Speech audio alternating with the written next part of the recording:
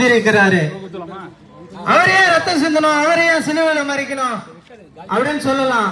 ஆனா நம்ம பாவம், நம்ம சாபம், நம்மளுடைய அக்கிரமம், நம்ம தலைமுறைக்கு வந்த சாபம், இதெல்லாம் போகணும்னா நம்ம அநேக காரியங்கள் செஞ்சிருப்போம்.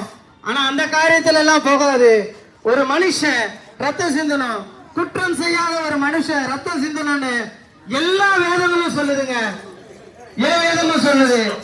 அப்படிதான் குற்றம் செய்யாத மனுஷனா இந்த பூமிக்கு வந்த இயேசு சாமி நமக்காக, எனக்காகவும், உங்களுக்காகவும், இனி வரப்போகிற உங்களோட பிள்ளைகளுக்காகவும் இயேசு ஒரே தரம் சிலுவையில அடிக்கப்பட்டு அவர் ரத்தம் சிந்தினாருங்க.